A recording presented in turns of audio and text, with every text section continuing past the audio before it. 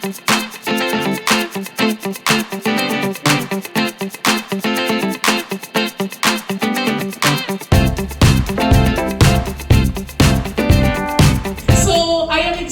to be here, and I hope that you are as excited as I am because it's very rare that we get together in one gathering such as this. So we'd like to thank Philippine HR Expo for this opportunity. Okay, again, let me reintroduce myself. My name is Donna Reyes. I am the HR Director for Donnabelle Beauty Innovations, most popularly known by its brand names Colorette and Fresh Formula.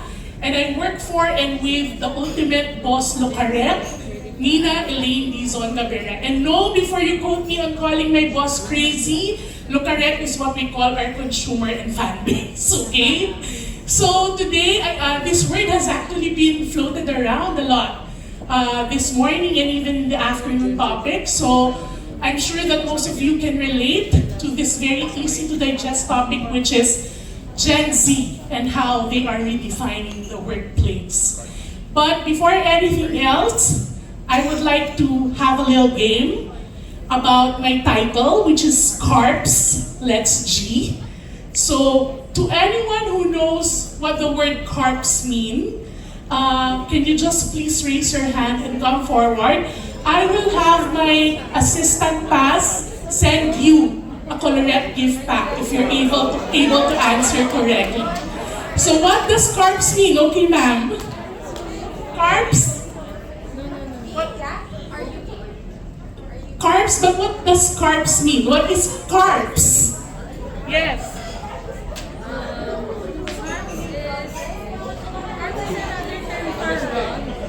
Sorry? CARPS is another term for rug, but if you recite rug, it's are you G or are you gay or are you ready? Okay. So CARPS is actually carpet. That is what. So we'll send you on the other lady. So please just go to pass so that she can get your addresses and send you the gift packs. Okay. So that's my title. So CARPS, Let's G. CARPS is actually a shortcut for the word carpet. This is actually what I go through every day in our GCs. Okay? So CARPS is a shortened term for carpet, which when you spell is RUG, and in youth speak, RUG is a shortcut for are you game? Okay? So CARPS, Let's G. Okay? So before we begin, I'd like to give an introduction about who Gen Z is. Gen Z is that generation that's actually born between 1995 and 2010. They are also called Zoomers, iGen, and Centennials. Okay? So out of all the generations, they are the ones who have little to no knowledge of what the world is like without the internet. Okay? So their tablets and phones are their weapons, and the internet is their arsenal. Most of them are straight out of college or are still in college, and if you want to keep a robust and healthy talent pipeline for the future, they are the generation that we are now attracting, recruiting, developing, and retaining. Okay? Alright, so I guess this photo speaks 1,000 words. Alright, having been in HR for 2 decades now, don't guess my age, you can see the difference. When I was starting with Shell as an HR professional, being one of the younger Gen Xers, and working with a lot of boomers 16 years ago, and with my current work right now as HR Director for Colorette. Okay, so I guess what I'm trying to point out here is that in HR, the changes are actually very jarring when it comes to the different generations or breed of workers that we are hiring. And as an HR practitioner, it took some time for me to really be open and to let go of traditional HR practices and beliefs and to adapt to the new generation that I'm handling right now, my Colorette Beauty Bees. Okay, so Gen Z is always 6 degrees of separation from someone else, mostly because of social media, no? So basically, everything to them right now comes very easy, at the touch of a fingertips. Whether it be paying for services or ordering for food, You throw them into a room together and they suddenly become best friends, marry cakes, besties. And word of mouth is very common. So if ever there's negative feedback about work culture, it easily gets around because of the internet and social media. And it goes the same also because right now, in terms of pioneer nomadic opportunities for jobs that are not present in the past, we have a lot more opportunities than the previous generations, which also poses a problem for retention. So, but later on, I'll get more into that. All right. So now that we got to know them, this generation that's now coming into the workforce, and most of them actually are entrepreneurs in their own right. Like my CEO is 29 years old, just to let you guys know. So she's very young, but she's handling a corporation, and basically a lot of Gen Zs are into this trend right now. So right now, who knows, in the future they might become your bosses. So it's very good to know what makes them tick. So let's get to know what their priorities are. Alright, so for Generation Z, work-life balance is top priority. For them, the concept of inner peace and genuine happiness is no longer the goal. It should be the standard. Okay? So they understand that work is work, but not not to the point that it's compromising their mental health or personal life. They set boundaries, and basically healthy pressure is okay, but when that pressure already becomes a burden, immediately they rethink their career choices. Okay. Transparency is key. They want a seat at the table. So basically, they want top-down communication, top-level communication, and they want to be treated as adults. So basically, even if it's a management decision, to them it's very important that you are transparent on what's happening in the company, and they want to be very, very involved in terms of what's happening in the organization. So basically, they want complete participation, and as leaders, we actually have a responsibility to communicate with them, whether individually or through online channels, and let them know what's going on. So for us, what we normally do is to have a quarterly town hall, and if ever there are things that are happening in the organization that they would need to know, we immediately let them know through different channels, but the most that we use right now is Telegram. So basically, it's really up-to-date information through that. Okay, so with transparency comes honesty. As HR practitioners, let's admit it, sometimes we tend to give a very positive spin to very dire situations to soften the blow. But Gen Z abhors that. They can see right through you when they do that. And to them, it's like you are parang minamaliit mo yung kakayahan nila to understand things the way that they are. So basically, what they want is straight to the point, honest information, and they want to know how that information would really impact them and the work that they do. So no beating around the bush, just tell it to them straight and let them know what you need from them and how they will be able to achieve the things that you want to achieve by giving them very clear and transparent directions. Alright, diversity to them is also the standard. So for older generations, diversity might mean an inclusivity in terms of demographics. So gender, age, religion, preferences. But to them, it's a little bit different. Diversity to them also means accepting and valuing each other's opinion. Being open to the opinion of each other and letting them know that they have a space to really express themselves. And they also want to join the organization and be accepted for who and what they are. Especially right now, just to let you know, whenever we interview, I normally ask, what do you want to be your pronoun? So we're very careful about things like that because it's really a big deal to them. Social politics is so fetch. Okay? So technically, this generation, whether we admit it or not, is a scary generation.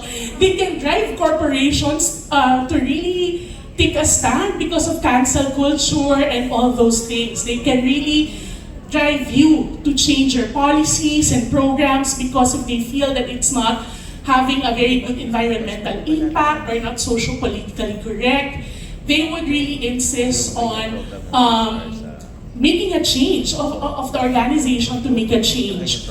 So basically right now, I think if in the past, salary and benefits is the only one that's really driving recruitment and work culture, for me now, social politics is a big part of our recruitment process. I think it's also because of Colorec's progressive identity and branding that majority of the people that I hire normally go to us because they tell us that they like what we stand for, they like how bold we are in our political stance, and they really relate to the brand. That's why culture building is also very easy because you tend to attract what you put out there. Okay? Alright, so now that we know what the priorities of Gen Z is, how do we effectively translate this into programs? So probably what I'll go through is what is present in our organization right now, and hopefully from there, you can take away some tips to also bring into your organizations moving forward. Flexibility isn't just for yoga, okay? So the pandemic has actually introduced new ways of working for most of us. So with most of the Gen Z being in school when school at home was implemented, their work ethics are greatly affected by that. So basically, they really expect remote work that's really output-based and performance-driven rather than being in a certain location on a 9-to-5 basis, okay? So as HR professionals, I guess what our role is really to rally to top management to be more flexible in terms of work practices whenever it is applicable. Because of course, there are certain jobs naman na hindi naman talaga mag-work yung flexibility. Like for us, we have sales ladies who actually work in our retail stores. Of course, hindi naman sila pwedeng work from home. But whenever it's possible to implement a work from home program or a remote work program, we do that. And trust me, the results, we barely have any absences talaga. It's very output-driven. People normally produce what you need them to produce at a certain time. So talagang may benefits din siya. And I think that's what we need to drive at if ever we're going to be rallying to our top management to implement something like that. But of course, it has to be driven by data as well. Next, only the best and the latest hardware and software. Being the most tech-savvy generation, they expect the work standards or systems at work to be at par with what they use in their personal lives as well. They want real-time communication, they want collaborative systems wherein they get real-time updates on projects, they get real updates on what's happening with their department. So it doesn't need to be really expensive, mind you. With us right now, we're using Telegram. It's really a free app. So, and it's very, very easy to use. Like, normally email is not a norm for us. So if something needs approval, we normally send it via Telegram. And believe me, the turnaround is faster than anything else. So rather than waiting for someone to check on an email. We also use Notion, which is a project management tool that's very collaborative. So all the information that they need on HR is already in that system. So rather than putting it in a software or having a system that's generated by IT na magtipid pa ng time, we subscribe to Notion to have all these things present and available to our Gen Z workers. Okay, human touch with consent, of course. Okay, so basically, having gone out of school, being with colleagues or like-minded people is a make or break deal for this generation. So they want to be working alongside like-minded people who serve the same purpose. And basically what they want whenever it's at work, if they feel that they don't belong, normally they feel isolated and powerless. So basically it is the role of HR to have team engagement activities to ensure that they feel connected despite the remote work setup.